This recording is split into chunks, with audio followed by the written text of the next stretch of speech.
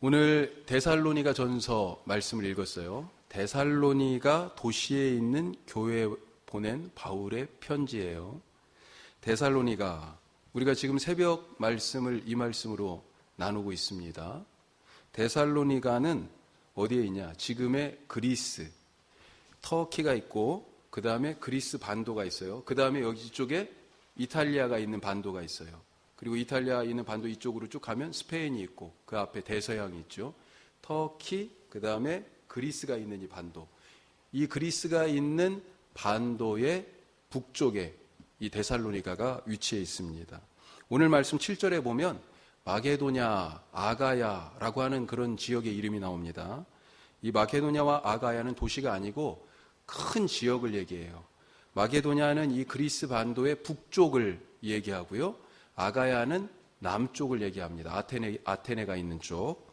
자, 데살로니가, 이때 신약성서의 시대 당시에는 이 데살로니가는 로마 제국의 동서를 가로지르는 큰 길인 이그나티아라고 하는 길, 이그나티아 가도에 있어서 아주 중요한 그런 항구 도시였습니다. 서쪽의 로마에서부터 동쪽의 이 로마 제국, 저기 터키 저쪽까지 콘스탄티노플, 서쪽의 로마 제국의 중심은 로마였고요. 로마 제국의 이 동쪽에 아주 중요한 도시가 있었는데 콘스탄티노플이었어요. 나중에 비잔티움, 그리고 그 나중에 지금까지도 이스탄불이라고 불려지는 터키의 아주 중요한 도시죠. 나중에 이게 동로마와 서로마로 또 나눠지고, 종교도 동방 정교회로 나눠지고, 서방의 로마 카톨릭, 그리고 우리가 또 거기에서 개혁해서 나와서 개신교회가 되었죠. 하여튼 이 제국을 통치하는 데 있어서 길만큼 중요한 것이 없었는데, 이 길을 통해서 동서로 뻗은 로마 제국의 사람과 정치와 문화와 군사와 무역과의 상품들이 그렇게 왔다 갔다 하는 중요한 길이 이그나티아 가도였는데, 그 이그나티아 가도에 있어서 아주 중요한 곳에 이 데살로니가가 위치해 있었습니다. 사도행전에 보면 바울이 2차 전도여행 중에서 빌립보에 가서 복음을 전하는 일이 있어요. 빌립보에서 복음을 전하다가 거기에서 박해를 받습니다. 그래서 그 도시를 떠나서 이 이그나티아 가도를 따라서 서쪽으로, 로마 쪽으로 쭉 따라가서 이른 곳이 데살로니가예요. 데살로니가에서 열심히 복음을 전했습니다. 유대인들뿐만 아니라 헬라인들, 이방인들도 복음의 말씀을 듣고 예수님을 믿게 됐어요. 그리스도가 우리를 위하여 오셨고 그분이 죽으셨지만 하나님이 그를 부활하게 하심으로 우리에게 구원의 장이 열렸다. 그런데 그 그리스도가 누구냐? 바로 십자가에서 죽은 예수다라고 하는 것을 증거하기 시작했다. 사도행전에 그렇게 써 있습니다. 그 말씀을 믿고 예수님 믿는 사람들이 모인 공동체, 기독교 공동체가, 교회가 이 데살로니가에 세워지게 된 것입니다. 자, 하지만 이 교회가 세워졌는데 이 교회의 앞날이 순탄하지만은 않았어요. 얼마 못 가서 큰 핍박과 반대와 박해에 직면하게 됐습니다. 아주 율법에 충실한 유대인들이 바울이 전한 이 복음과 사람들이 그렇게 변화하여서 기독교 공동체, 교회가 되는 모습을 보면서 분노했어요. 자기들이 알고 있는 하나님, 그리고 구약의 말씀과 이 바울이 가르치고 새롭게 태어난 이 공동체가 믿고 있는 것들이 너무나 다르다라고 생각했거든요. 그래서 하나님을 향한 나름대로의 열심인데 이 율법에 충실한 사람들이 이 교회를 핍박하기 시작했습니다. 어느 정도로 핍박이 심했냐? 바울 일행이 이 분노하는 유대인들을 피해가지고 한밤중에 조용히 그 성을 탈출해야 될 정도였다라고 하는 것입니다. 이 바울 일행, 바울의 선교팀은 그래서 그 이후에 베레아라는 곳으로 갔는데 거기서도 이 사람들이 쫓아왔어요. 유대인들이. 그래서 거기서도 잊지 못하고 아테네로 갔고 또 더 아래로 고린도까지 가게 되어서 고린도에서 함께 선교팀으로 있던 디모데와 실라를 그렇게 두고 온 데살로니가 교회가 걱정되잖아요. 그래서 데살로니가 교회에 보냅니다. 그들을 신앙적으로 붙잡아주고 그들의 형편이 어떤지 살펴보고 그렇게 하기 위하여 보냈는데 디모데와 실라가 갔다가 돌아와서 지금 데살로니가 교회가 우리가 그렇게 떠나왔던 그 공동체가 이런 모습입니다 라고 바울에게 얘기해 줘요. 그 이야기를 듣고 쓴 편지가 지금 우리가 읽은 데살로니가 전서입니다. 이 편지가 주후 50년쯤 이렇게 쓰였다 그렇게 생각이 되는데 바울의 이름으로 된 13개의 편지가 신약 성경에 있어요. 그 중에서 가장 먼저 쓰인 편지입니다. 그리고 또한 신약 성경 27권 중에서 가장 먼저 쓰인 말씀이 바로 이 데살로니가 전서예요. 자, 오늘 이 말씀을 읽어보니까 데살로니가 교회, 어떤 교회인 것 같습니까? 어떤 교회 같아요? 소문난 교회였다는 거예요. 소문난 교회. 우리 8절 말씀 다시 한번 같이 읽겠습니다. 8절. 주의 말씀이 너희에게로부터 마게도냐와 아가야에만 들릴 뿐 아니라 하나님을 향하는 너희의 믿음의 소문이 각처에 퍼졌으므로 우리는 아무 말도 할 것이 없노라. 각처에 너희 믿음의 소문이 지금 퍼졌다고 되어 있잖아요. 좋은 소문이 이미 퍼져 있습니다. 그런데 이 말을 듣는데 조금 마음이 씁쓸해요. 왜요? 우리 지금 한국교회의 모습을, 우리의 현실을 생각해 보니까 한국교회에 대한 소문이 이 사회에서 좋지가 않잖아요. 솔직히 전도 나가서 부채를 이렇게 나눠주면서 이 부채를 받는 분들 참 감사한 마음이 들어요. 받아주셔서 참 감사하다는 마음이 들어요. 우리 집에도 와서 배를 누르는 분들이 있잖아요. 예, 이 원주 시내 돌아다니면 교회보다 참 원주가 이단이 활개하는 도시예요. 이단의 신천지든지 하나님의 교회든지 JMS든지 특별히 이 세 이단이 아주 활개를 치는데 얼마나 열심인지 알 수가 없어요. 우리를 그런 이단들 취급하지 않고 그래도 교회라고 받아주고 교회냐고 또 물어보는 분들도 있어서 참 감사하다는 마음이 듭니다. 가끔 교회와 관련된 그런 이야기들이 기사화돼서 방송이나 인터넷에 이렇게 딱 뜨면 가슴이 철렁합니다. 부끄럽습니다. 목사는 사기꾼이요. 교회는 세상과 담을 쌓고 사는 그런 광신적인 집단으로 묘사가 돼요. 불신지옥을 외쳐대면서 다른 종교나 신념에 대해서 무례하고 일방적이며 다른 종교와 비교해도 기독교라는 이 교회라고 하는 이 집단은 이기적이고 배타적이다. 이렇게 낙인이 딱 찍혀버렸어요. 지금 한국 사회에서. 교회 스스로 거룩하다 우리는 거룩한 공동체라고 얘기하지만 세상 사람들은 교회 보고 거룩하다고 생각하지 않잖아요. 오히려 교회에 욕심 많은 사람들이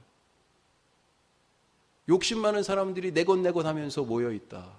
그 욕심 때문에 교회를 물려주고 이런 얘기를 하잖아요.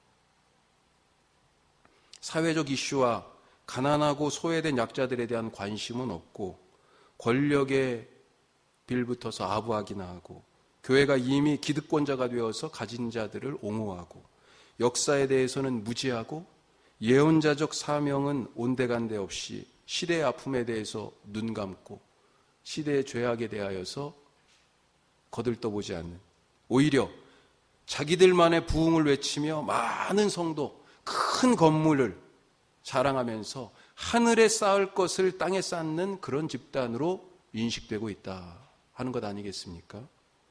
교회에 대한 이런 기사들을 보면 하나같이 교회 이야기가 나오는 어떤 이야기, 교회에 대한 좋은 얘기가 하나도 없어요. TV에 요즘 악플을 읽어주는 그런 프로그램이 있더라고요. 악플의 밤이라고 제가 찾아보니까 그렇게 제목이 됐던데, 제가 보지는 않았는데 이렇게 기사가 이렇게 떠 있는 것들을, 이런 프로그램이 있었구나. 연예인들이 자기들에 대한 악플을 읽고 허심탄회하게 이야기하는 그런 프로그램이다. 위키피디아에 그렇게 소개해 놨더라고요. 진실은 따로 있는데 엉뚱한 소리로 비난받거나 오해를 살 때 이 사람들 얼마나 억울했겠습니까? 그래 차라리 아예 공개적으로 나와서 악플을 읽어주고 자기 심정을 얘기하는 그런 프로그램. 정말 그런 거라도 좀 하고 싶은 마음이 들어요. 교회와 관련된 기사가 나오면 저는 기사도 그렇지만 댓글을 읽어봅니다. 어떤 때는 아예 쳐다보기도 물론 싫지만 댓글을 가능하면 한 번씩 읽어봐요. 기사 자체가 교회의 아픈 데를 찌르는 이야기니까 그렇기는 하지만 하나같이 그 댓글들이 가슴 먹먹한 이야기들이 써 있어요. 그런데 그 속에서도 어떤 때는 한 가지 희망을 찾아보기도 합니다. 뭐냐면 이 댓글들 중에 성경이 잘못됐다거나 예수님이 틀렸다 이런 얘기를 하는 경우는 그렇게 많지 않은 것 같아요. 오히려 예수님이 그렇게 사셨냐, 예수님이 그렇게 가르치셨느냐, 예수가 말한 대로만 살아라, 그런 교회가 되어라, 이런 얘기들을 하고 있단 말이죠. 무슨 말씀입니까? 세상 사람들도 예수님 말씀대로 사는 성도, 예수님의 가르침대로 세워진 거룩한 교회를 보고 싶다는 것 아니겠어요? 세상 사람들이 그런 교회 좀 보고 싶다고 얘기하고 있습니다. 지금 교회가 받는 이 손가락질을 박수 소리로 바꿀 사명이 우리에게 있습니다.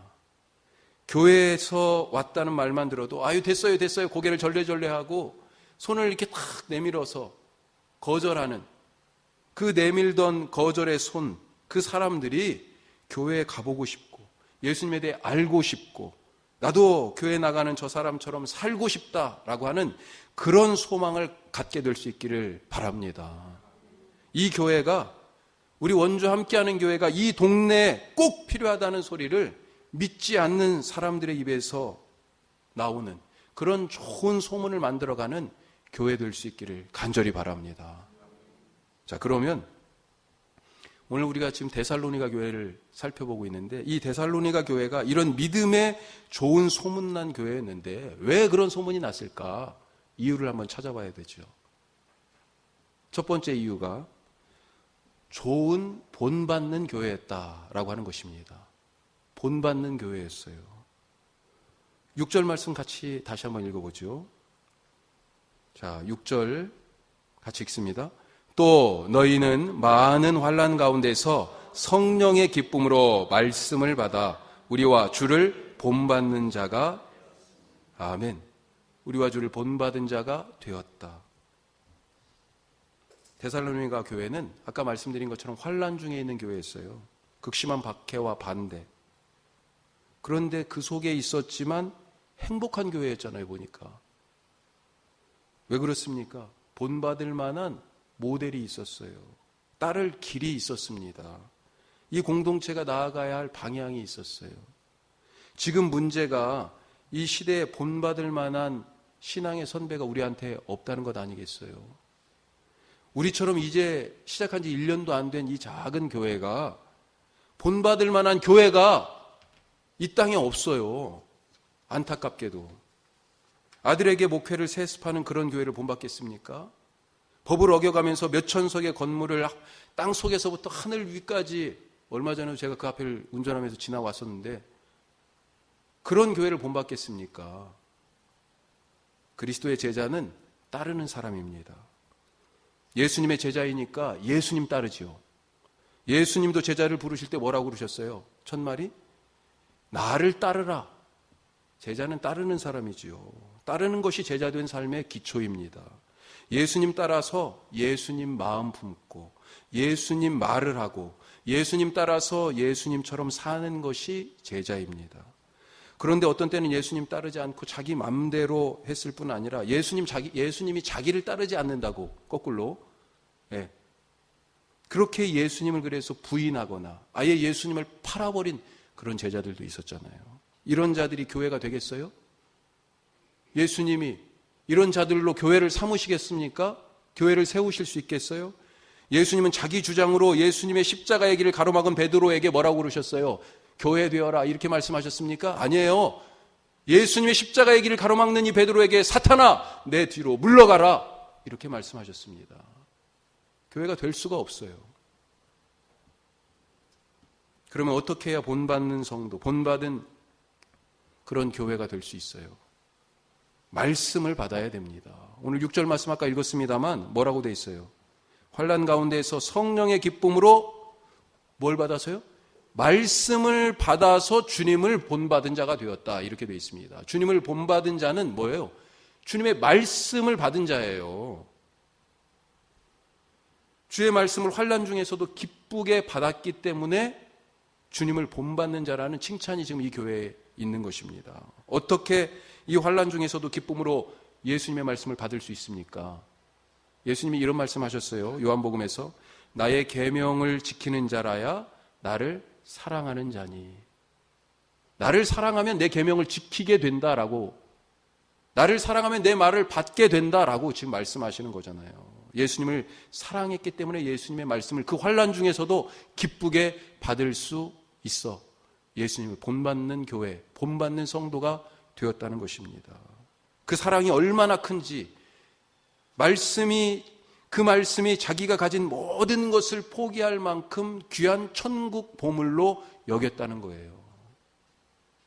그런데 이 교회가 이 말씀을 어떤 상황에서 받았어요? 환난 중에 받았습니다. 유대인들의 반발이 엄청났습니다.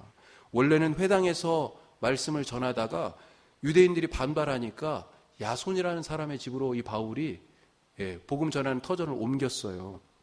그런데 이 야손의 집에 이 유대인들이 급습했습니다. 쳐들어왔어요. 야손과 그의 형제들의 집이 쑥대밭이 됐고요. 다른 임금 예수를 추종하는 반역죄, 사도행전에 이렇게 돼 있어요. 다른 임금 예수를 추종하는, 로마 황제에 반역하는 다른 임금 예수를 추종하는 반역죄로 고소당해서 감옥에 갇혔습니다. 이 사람들이. 바울과 신라는 그 틈에요, 그래도 몸을 피해서 밤에 탈출했어요. 그런데도 불구하고 이 유대인들이 바울과 신라가 갔던 베레아까지 찾아와서 또 방해하고요. 그래서 또 아래로 내려가는 그런 일이 있었다는 것 아닙니까? 지금 데살로니가 교인들이 누구랑 같이 살고 있습니까? 그 도시에서 이 극렬한 유대인들과 함께 살고 있는 것입니다. 데살로니가에서 바울에게 복음을 듣고 바울 일행이 말씀을 전하는 것을 도왔던 이 야손의 집 사람들은 아까 옥에 갇혔다고 그랬는데 옥에 갇혀서 결국은요 나중에 보석금을 내고 겨우 나왔어요. 이 사람들, 야손과 그의 주변에 있던 사람들 뿐만 아니라 이 데살로니가 교회, 공동체, 이 사람들 어떻게 됐을까요? 필시 그들은 직업을 잃었거나 사회적으로 고립되고 가족으로부터 비난을 받았을 것입니다. 지금 우리가 미국하고 갑자기 무역전쟁이 시작됐어요. 일본하고요. 그래서 일본의 제품을 불매하자, 이런 얘기도 지금 막 나오고 있죠. 그리스도인들이 팔고 있는 물건에 대해 사람들이 사지 않는 것입니다. 그 사람들하고 거래하기를 끊어버렸어요. 지금 이 데살로니가 교회인들의 삶의 자리가 그런 자리로 내몰리고 있었다는 것입니다. 만약 우리 함께하는 교회 교우들 중에서 직장에서 이번 주에 당장 함께하는 교회 다닌다는 이유로 해고 통보를 받으면 어떻겠습니까? 가족들이 먹고 살아야 되잖아요. 이 직장 잃으면 어떻게 해요? 교회 나오실 수 있겠습니까? 아니, 이런 직장에 취직할 때 예수 믿습니까? 교회 다녀요? 라고 하는 질문에 예, 그렇습니다 라고 하는 그 대답 때문에 취직이 안 된다면 어떻게 하실 거예요? 뭐라고 대답하실 수 있겠습니까? 성경책을 가지고 있다고, 교회 모임에 갔었다고 벌금을 내야 한다면 과연 얼마나 예수를 우리가 믿을 수 있겠어요? 지금 중국의 교회가, 북한의 교회가 바로 그러고 있는 거잖아요. 얼마나 우리가 하나님의 말씀을 내 생명의 말씀으로 받을 수 있겠습니까? 예수님의 말씀을 받고 그 계명을 지키는 자가 예수님을 사랑하는 자입니다. 예수님을 본받는 자예요. 그가 바로 예수님의 제자입니다. 우리는 과연 어떤 반대나 환난 속에서도 예수님의 뒤를 따를 각오가 과연 되어 있습니까? 오늘 이 데살로니가 교인들에게 배울 수 있기를 바랍니다.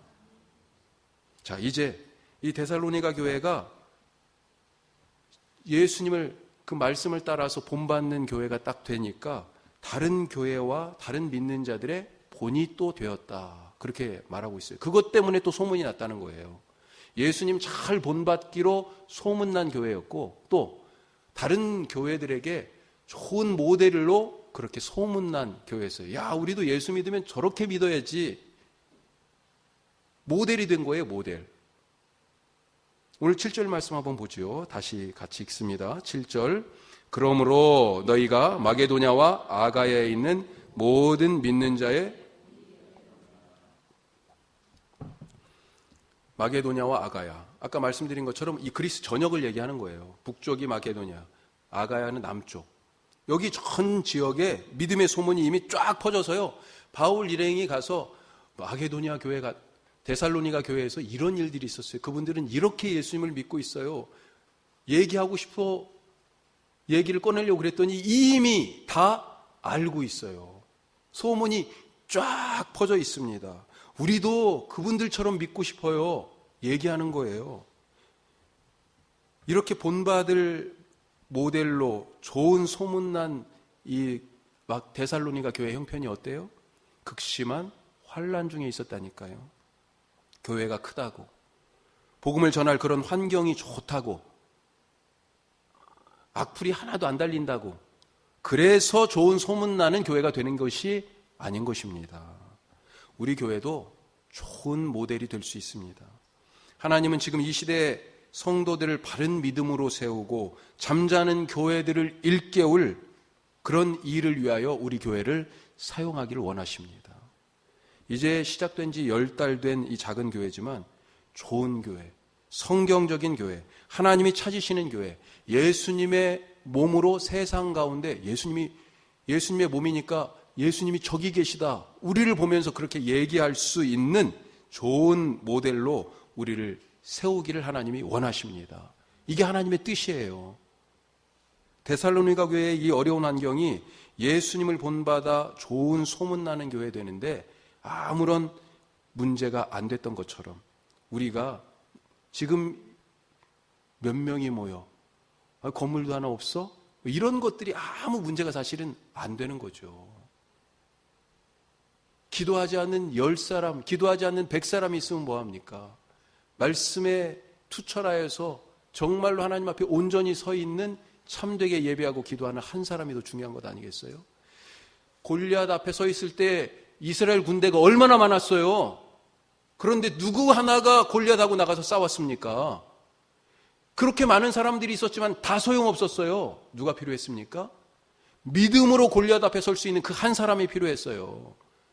지금 우리 교회를 작은 소년 다윗과 같은 그런 사람으로 사람들은 보고 네가 나가서 어떻게 싸워, 어떻게 골리앗하고 싸울 수 있겠어, 그렇게 평가할지 모르지만 예수 그리스도 안에서 믿음으로 온전히 서 있는 교회라면 이 작은 교회를 통하여 하나님께서 골리앗 같은 세상을 변화시키고 무너뜨리는 놀라운 일을 하실 거라고 믿습니다.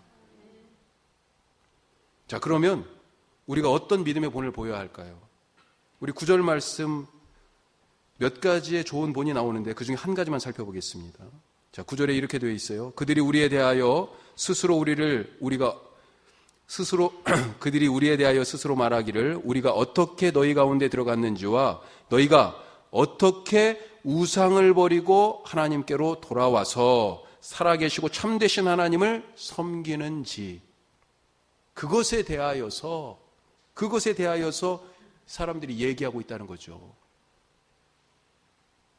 너희가 어떻게 우상을 버리고 하나님께로 돌아와서 섬기는지 그 이야기를 들었다는 겁니다. 다른 사람들이. 전에는 우상을 섬겼으나 이제는 버리고 돌이켜서 하나님만 섬기고 있다는 것입니다. 사람들이, 데살로니가 교회 그 사람들이 예수 믿더니만 싹 바뀌었어. 그 변화된 삶이 본받을 만하다. 지금 그렇게 소문이 나 있는 것입니다. 뭐라고 얘기했어요? 전에는 우상을 섬겼으나 너희가 어떻게 그 우상을 버리고, 우상을 버렸다고 얘기하고 있어요. 우상이 무엇입니까? 하나님의 자리를 대신하는 것이죠. 하나님처럼 내가 의지하면서 그것이 내 삶의 문제를 풀어주고 내 부족한 결핍을 채워줄 것이라고 믿는 것, 그것이 바로 우상 아니겠습니까? 무엇이 지금 내 문제를 풀어줄 수 있다고 생각하세요? 내 삶의 문제 무엇이 풀어줄 수 있습니까? 무엇이 내 삶에 더 필요하십니까? 돈 필요하죠. 돈이 제일 큰 우상이에요. 돈이 적으면 힘이 없습니다. 많아야 힘을 발휘해요. 돈으로 관계도 사고, 좋은 평판도 얻고 병도 고치고 장래도 보장받습니다. 요즘 노후 얘기하는데 노후 뭘 설계하는 거예요? 노후가 돈 얘기잖아요, 사실은. 안 그렇습니까? 돈이 없으니까 활동이 제한되고 무엇을 해보고 싶어도요, 미천이 없어서 하지를 못해요. 그래서 더 많이 있었으면 좋겠다, 더 많이 가지려고 욕망합니다. 하지만 성경은 그 욕망을 탐심이라고 얘기하고, 탐심은 곧 우상숭배다, 그렇게 가르치고 있어요. 무엇이 내게 결핍되어 있어요? 또 위로가 필요한데 위로가 없다고 그러잖아요. 위로가 결핍되어 있어요. 그 따스한 위로가 어디에서 그 위로가 옵니까? 무엇이 나를 위로해요? 즐거움이 또 필요하죠. 사람들이 즐거움을 찾기 위해서 무엇을 합니까? 교회 와요? 예수님 의지합니까? 세상에 요즘 즐거울 일들이 엄청나게 많이 있어요. 치료가 필요합니다. 누가 나를 치료합니까? 무엇으로 내 삶을 고칠 수 있어요? 전에 하나님 아닌 이런 것들에서 그것이 내 삶의 문제를 풀어주고 내 결핍을 채워줄 것이라고 의지하고 믿었던, 거기에서 위로를 찾고 만족을 찾고 기쁨을 구하고 행복을 얻고 치료를 받았는데, 그런데 이제는 예수 믿고는 그동안 철석같이 믿고 의지했던 것들을 다 버리더라는 거예요. 데살로니가 교회 그 사람들을 보니까 사람들이 변했어요. 그것 보면서 다른 사람들이 본받는 것입니다. 누가 그랬어요? 성경에. 여러 많은 사람들이 있지만 저는 이런 장면이 얘기할 때마다, 이런 장면을 얘기할 때마다 제일 먼저 떠오르는 사람이 삭개오예요. 삭개오. 사람들이 삭개오를 보고 어떻게 사람이 저렇게 변할 수 있어? 예수님이 들어가서 하룻밤 주무시더니만 어떻게 저 사람이 저렇게 변할 수가 있어? 그래서 나중에 기독교 공동체가 이 삭개오 이야기를 거기다 써놨잖아요. 그 삭개오 아저씨가, 지금 우리 같이 예수 믿는 이 삭개오 아저씨가 옛날에 저런 사람이었어. 그런데 지금 이런 사람이었죠. 예수님 때문에 변화된 그 모습. 그동안 우상처럼 하나님처럼 섬기던 것들을, 그것으로 내 삶의 문제를 의지했던 것들을 버리고 어떻게 살아계신 하나님을 섬기게 되었는지, 그것을 사람들이 보면서 우리도 저렇게 살아야 되겠다, 본받았다라고 하는 것입니다. 우리 한 가지 더 말씀을 나누면, 우리 그런 얘기 하죠. 믿는 사람이 본이 되어야 하잖아요. 이런 얘기 하죠. 그러면서 사업에 실패해서 본이 못 돼요. 자식이 대학을 못 가서 본이 못 돼요. 그런데 이런 말 하지 마십시오. 그게 본 되는 게 아니에요. 신앙생활 잘해도요, 사업 안 되기도 하고요. 신앙생활 잘해도 자식 대학 못 갑니다. 어떤 때는 아프기도 하고요. 신앙생활 열심히 하는데 이유 없이 미움도 받고 오해도 삽니다. 신앙생활 잘하던 요셉 어떻게 됐어요? 그 심지가 하나님 앞에서 얼마나 굳었어요, 요셉이. 그런데 요셉 그렇게 신앙생활 하나님 앞에 잘 서 있었는데도 감옥에도 가고 종살이도 했습니다. 다윗처럼 신앙생활 그렇게 깊은, 영성 깊은 고백과 노래들이 시편에 그렇게 주옥같이 남아있는데도 쫓겨다녔어요. 환란이 있었습니다. 데살로니가 교회에도 환란이 있었어요. 그런 교회였습니다. 그런데도 본이 되는 좋은 소문나는 교회 된 이유가 무엇이에요? 세상에서 의지하던 우상들 다 버리고 하나님만 바라며 살고 있는 그들의 변화된 삶. 본이 안 돼서요, 이런 얘기 하지 마시기 바랍니다. 진짜 본이 되는 것은 그렇게 자식들이 잘 되고 뭐 일이 잘 풀리고 아무 문제가 없고 그래서 본이 되는 게 아니에요. 진짜 본이 되는 건 뭐예요? 말씀대로, 어떠한 환경에서도 말씀대로 살아가는 그 삶이 본이 되는 것 아니겠습니까? 나중에 우리 자녀들이 우리 부모님들 생각하면서 나에게 그런 신앙의 본이 되었습니다, 이런 고백할 수 있으면 좋겠어요. 우리 부모님은 불이익을 감수하고 불의에 맞서서 의를 행하는 분이셨어요. 돈이 없어도 늘 나누며 사시는 분들이었어요. 거짓이 아닌 진실의 편에 서서 자기의 손해를 감수하며 진실을 말하는 분들이었어요. 건강하지 않으셨어도 늘 기도하며 하나님을 신뢰하신 분들이었어요. 남들 보기에는 번듯한 직장은 아니었을지라도 늘 성실하셨어요. 이렇게 얘기할 수 있는, 그게 바로 본되는 것 아니겠어요? 우리 교회가 이런 변화된 성도들 때문에 세상에서 우리 교회를 보고 저 교회는 가난한 사람도, 아픈 사람도, 직장이 없는 사람도, 가정이 깨진 사람도, 인생에 실패한 사람도 그렇게 기뻐하면서 행복하게 모이는 그런 교회구나. 그런 교회구나.